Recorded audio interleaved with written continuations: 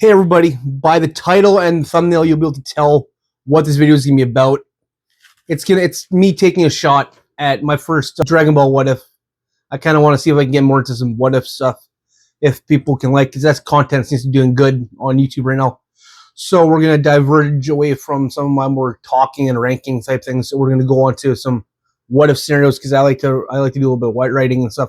So we're going to try this what if, and then I'm going to go on and do a couple others.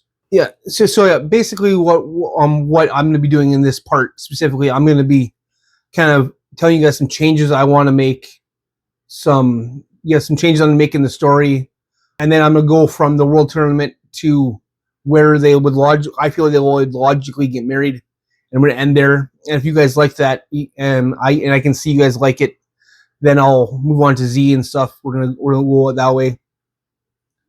But I need to put a like goal up so I can actually know if people actually like the video or not. So I'm going to ask that we get before I even move on to a part 2, that we're just going to put a 50 likes goal up. That way I can see if enough people are interested to actually put in some effort into a second part. Because this is one of the longer times I've taken to put a video to get out, put a little more effort, which makes me feel more proud of what I have here. But if people aren't going to watch it, aren't going to like it, then I don't want to put that kind of effort into it, and we can go back to other stuff. But, yeah, and the real crux of this, why I decided I wanted to even do a Dragon Ball What If, was really because I've been rewatching Dragon Ball, and there were some times in OG Dragon Ball and then into Dragon Ball Z where I'm like, this could have been made a little bit better had, Goku and Bulma been together, would have put some through lines a little bit better. It would have just been kind of made everything connect and be a little more close knit. I think that's kind of how that works. Yes, and I watched some other content creators on YouTube, some videos, which gave me some ideas, sparked some thought in my head for my own ideas I would like to do. I got some real cool ideas that you guys can maybe see the sparkings of in this video, and maybe you guys will want to see that more of that too, and that'll just be what pushes over, hey, I want to see what he's doing with that, and then, we can go from there. Yeah, and if you want to keep up with the content I'm going to be putting out with some of the other what ifs I'm doing, or even more parts of this, like the video, go subscribe, hit the notification bell. That's how you're going to be able to help me be able to keep making these videos constantly and a little more out, crank them out a little bit better, maybe a little better quality. We can, let's create this community together. If you guys have some ideas or criticisms, critiques, you can drop them in the comments. I'm open to that. I want to grow along with my audience here. We're going to go with that. I know I ramble a lot in these intros, but I'm not sure really how else to talk to you guys about some of the things I'm thinking about here with that kind of stuff. I know a lot of people click off at this point already, but we're gonna move on. Okay, so we're gonna, for the sake of the scenario, we need to make some changes, because there's just a few little things I think if you tweak a little bit, it kind of just logically falls together that, we can get Goku and Bulma to a point where, we could actually think that, hey, these two could actually make a good couple, because they're already, they have sparkings of it, at least from Bulma's side.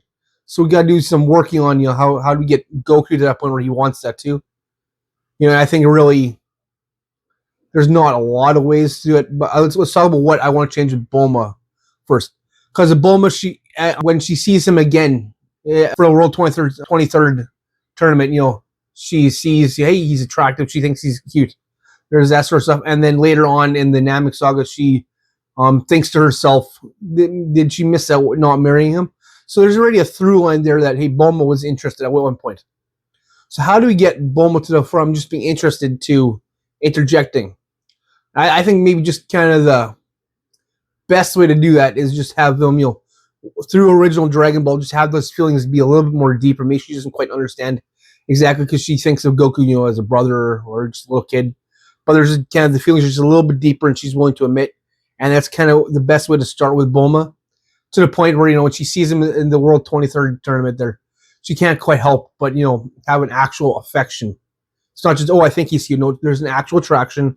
And she's gonna have a hard time dealing with that, or a hard time not acting on it, because Bulma was a very impulsive person. That's what we got. That's the biggest change we got to change. How do you change to make Bulma more impulsively act towards Goku on those feelings that she has? In addition to that change, we also need to make a change for Goku. And the biggest change we have to do for Goku is we have to make it so it makes sense that he's either not going to agree to marry Chi-Chi because he doesn't understand what that is, or he's just going to turn her down later on for not understanding. He's just not going to honor it when they're an adult, and that I think that way could get a little more messy if we want that way. But I think the best way to change Goku and make him more lean towards Bulma, and just kind of have Grandpa Gohan explain to Goku a little bit better on the differences between boys and girls, give them some proper etiquette. Hey, we don't do this. We don't look underneath their dresses or skirts or touch their private areas. These are sort of things we don't do because it's not proper. And have Gohan explain to Goku rudimentary, because we're not sure if Gohan was ever married or if he was just a hermit for the entire time. We don't know. So, but we would assume Gohan growing up in normal human society that he would have the basic bare bones of marriage, and we'll just have him explain that to Goku, how marriage is something between a man and a woman that love each other. And maybe Goku doesn't remember it completely, but it's kind of stuck in the back of his head for later on, for later use, kind of like that sort of stuff. We could fiddle with that, and I think that's where we're gonna go. This is gonna be the best way I can find to get Goku to the point where he's not necessarily going to agree to Chi-Chi's request of marriage, to her proposal, really, and just kind of think it's food for a gag, because I don't really think that's a proper way to do that, even if you want to do that later and make it a joke. Yes, we all know Toriyama was a gag writer first and foremost, but we want to take this a little more serious, have a little more dramatic. We have to change a few little things, take away some of the gags, maybe add them back later in different ways. We can say that. So yeah, we're gonna okay. So now that I've stated the changes I'm gonna make, let's start in the story. Okay. So let's take a shot right after Fire Mountain when Goku is bringing Chi-Chi to Oxy and she proposes marriage. Goku, rather than just outright saying yes and thinking it's food, he's having a nagging thought in the back of his head. It's not a good idea for him just to randomly agree to something like this, especially this marriage thing that he's not quite sure if because he feels like he knows what that is, but he's just not 100% sure. So he's just going to say no to Chi-Chi, and Chi-Chi's going to be despondent and hurt, and she's going to kind of just go far less cheerfully back to Ox King, and she's going to do her thing. And which is we're going to lead to a kind of different change, a little more of a core moment between Bulma and Goku, because as they're driving off, Goku's going to ask Bulma what marriage is, which will lead to Bulma explaining what marriage is as more as a more actual thing. And so then Goku's like, oh, I guess it's a good thing I didn't agree to that with Chi-Chi. And Bulma's going to freak out. She's like, what? She asked you just after you just met? And for some reason, Bulma at this point is going to think to herself, why did I overreact so much on that? He's just a kid, and she's just a kid. It's like, whatever. But the fact is, Bulma finds herself overreacting for a reason she doesn't know. And the rest of the story is going to go off normal. Maybe Goku and Bulma have a couple more little closer moments, a little less, gaggy type thing. But we're going to go on. Okay, our actual story, we're going to pick off about a week before the 23rd World Tournament. And Goku, after a particularly long, hard day of training with Kami and Mr. Popo, Goku's going to be lying down by the trees on the edge of the lookout, much like he has every night for the last 3 years. But over the last month, this has been happening more and more increasingly as Goku is just kind of just laying there trying to decompress. He's been thinking about Bulma more and how much he just doesn't want to be without her. He just kind of wants to have her close all the time. He doesn't understand these feelings. He's like, why am I thinking about Bulma more than I'm thinking about Krillin or fighting? And he's finding himself more and more wanting to see Bulma again and just not spend this much time away from her anymore. And Goku not really understanding because he's very emotionally dumb. But we'll probably fix that later. But as Goku is doing his thing, training and getting ready for the tournament, this is happening, and he's just thinking more and more. So it's sticking in his head a little more often. He's a little bit off his game a bit, just emotionally wise. Okay, now we're going to pick up at the day of the tournament with Bulma. Bulma's going to be fidgeting with her dress and hair more than normal. Like, and she just got these butterflies in her stomach, thinking, "Why am I having such a why am I feeling this way to see Goku again?" She just doesn't quite. She's not connecting the dots that, hey, this feeling I'm feeling for Goku, this little boy that I've known for a long time, she's not connecting to romantic feelings. She's just kind of having these feelings, and then she leaves after settling up for her nice the blue dress she's wearing in the 23rd World Tournament in the manga and in the anime. She's wearing that. She leaves.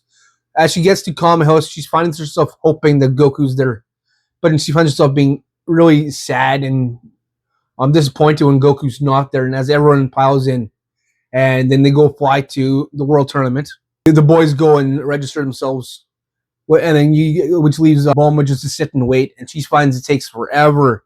That she's just waiting, and she's just kind of waiting there, and then she just kind of sees across the way. She sees a man wearing a turban and the blue jacket walking towards the group as Yamcha, Tenshinhan, and Krillin come back from registering.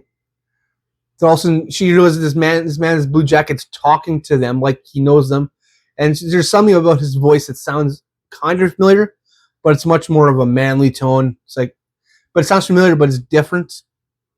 And she's thinking to herself, and then the man all of a sudden says, "Oh, maybe you guys don't recognize me with this hat on my head." And he starts unwrapping the turban, and then as his spiky hair kind of flops out, Bulma kind of just out of pure instinct, she just kind of walks up to him, and then Goku, for the first time, he sees Bulma again for the first time in 3 years. He kind of blushes a bit, and then he sees her lips are red, so he's concerned.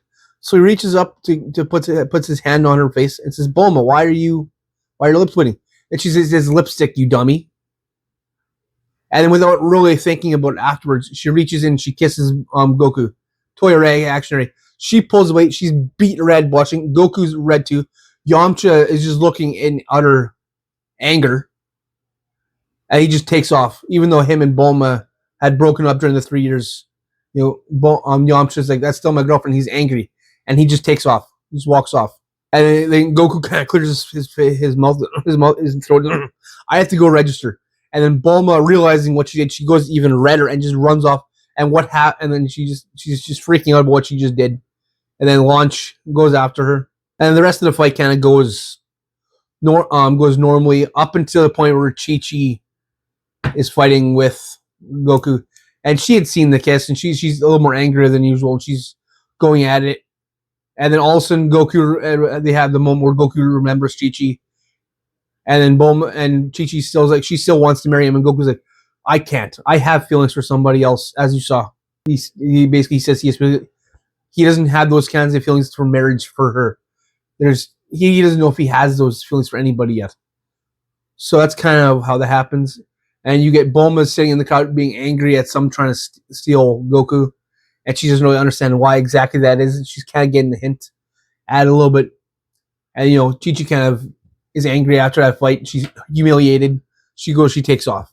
And then the rest of the fight kind of goes as normal. The Goku and Piccolo, Goku wins. And then after the end of the fight, as everyone's running up to Goku, Yajirobe shows up with the bag of senzu beans.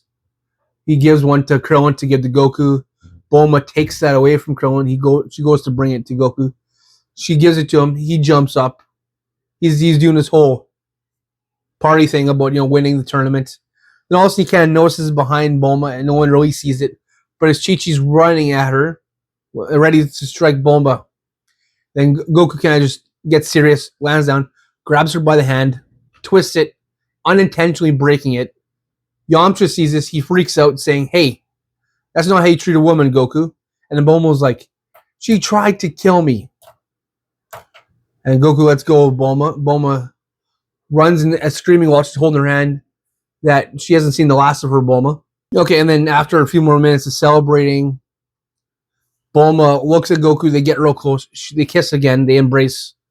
And then this time, no one really pulls away. Then they let go of each other. Then Goku calls the Kinta-un, Nimbus, to come. And then he kind of pulls Bulma up into his arms. Then he asks, "Where do you want to go?" And then she says, "West City." So they fly off to West City. And then while they're flying, Goku trying to kind of clumsily and in a very non-emotionally intelligent kind of way, he explains how he doesn't really want to be without Bulma, how the last 3 years he's just been thinking a lot about her, how he doesn't want to be without her. He kind of wants just to hold her. Bulma recognizes this as Goku confessing his love to her, and she knows Goku doesn't understand that, but she says, "I feel the same way, but Goku, you really need to learn some emotional intelligence here." So over the next 6 weeks, while Goku spends time at Capsule Corp, and they're kind of learning how to live together, because we got Goku moving into Capsule Corp to be closer to Bulma. Yeah, they're just kind of 6 months of Goku trying to focus on training, but Bulma trying to get Goku to understand emotionally how her as his girlfriend, she needs his time too. And then they're gonna settle into a kind of a role where they spend time together in the morning and the evening, but during the day, Bulma goes and does her running Capture Corp stuff. Goku gets to train with Krillin. Then after about 6 months, Goku and Bulma are kind of laying on the roof of Capture Corp, staring at the stars. Then Goku kind of asks Bulma, "Hey, you want to get married?" And she kind of rolls her side and asks, "Can you say that again?" Then Goku gets up, gets on one knee, and he asks Bulma, "Will you marry me?" And Bulma, having resigned the idea that Goku was actually ever going to ask, she was getting to the point where she was ready to ask him if he wanted to marry her. This kind of caught Bulma off guard, surprised. But Bulma says yes. She jumps in his arms. They hug, they kiss. They start planning for the wedding. But basically, over the next 6 weeks of the wedding getting planned, Goku's going to split his time between training with Krillin and helping Bulma plan the wedding. And on the day of the wedding, Bulma is going to ask Krillin to make sure everyone seats properly, and then she lets Krillin know that there is a seat for Yamcha and a +1. After it's getting close to the time of the ceremony, Krillin's kind of looking out. He realizes Yamcha hasn't come. Then he starts asking, he asks Tenshinhan and Chaozu, have they seen him? And then no. And then Krillin, this is the first time Krillin really realizes he hasn't seen Yamcha since the 23rd World Tournament. And just before the ceremony starts, Goku kind of walks up to Krillin and asks how everything's doing. Krillin says everything's good. Goku notices Yamcha's seats are not taken. He kind of just shakes his head, and he walks up into his place by the altar there. And the doors swing open, and Bulma comes in. Mr. Dr. Brief's walking her down the aisle. Then they get married, and that's kind of where we're gonna end the story for right now. If you guys liked it, you guys want a little more in depth. Next part, we'll get more in depth. We'll get into Bulma and Goku's children, and then the Raditz saga, and we'll go on from there. We can get more in depth. If you guys want me to connect a little more emotionally, more have a little more of the dramatic flair for it, you guys can all let me know that in the comments. And if you guys like this and you want to get more, hit the like button. You guys can follow me, or you guys can subscribe to the channel. That way you can see when I drop things. Hit the notify bell, you'll get the notification. And hopefully, just like I said in the beginning of the video, that I would like to continue this, but I would also like to have my my work, my effort recognized. So I want those 50 likes before part 2 comes out. Here I'm hoping that this will kind of get enough traction on my channel. We can start building up as a bit of a what if thing. I can get some Dragon Ball content. We can get some Naruto content. Maybe you can even do a little bit of Bleach or some other anime, whatever. We'll see. We'll go. I'll put a couple out and we'll see what people like, how that works. Okay, thanks for watching. Bye. See you next time.